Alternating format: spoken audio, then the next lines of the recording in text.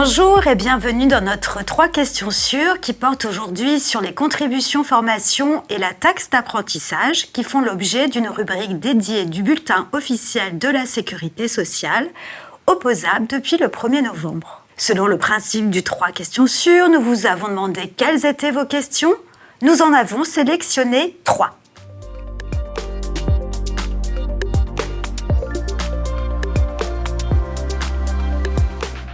Oui, la rémunération des dirigeants et mandataires sociaux au titre de leur mandat social, qu'ils soient titulaires ou non d'un contrat de travail, est assujettie à la contribution légale à la formation.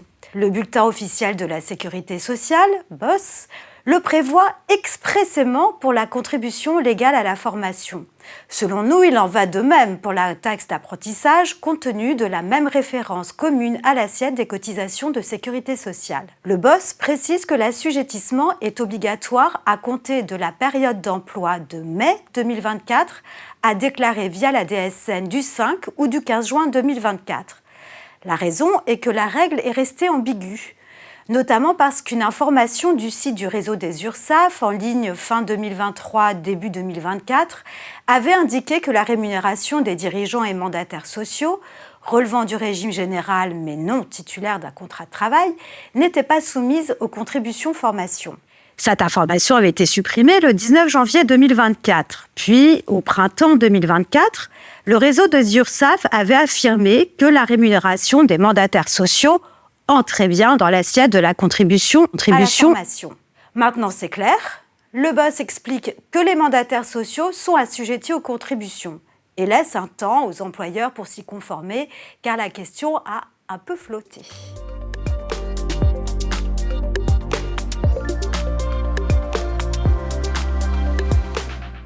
Pas totalement.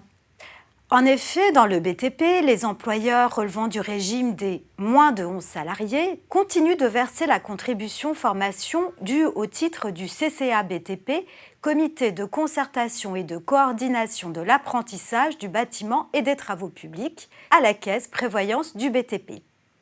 En ce qui concerne les contributions volontaires à la formation professionnelle, elles sont et resteront à verser aux OPCO, opérateurs de compétences. Quant aux contributions de formation conventionnelles supplémentaires prévues par un accord national professionnel à certaines conditions, elles pourront être confiées aux URSSAF, mais si les branches professionnelles le décident, et ce au plus tôt en 2026. Autrement, oui, les URSSAF sont bien désormais chargées du recouvrement des contributions formation, contributions légales, 1% CPF-CDD, de la taxe d'apprentissage et de la contribution supplémentaire à l'apprentissage.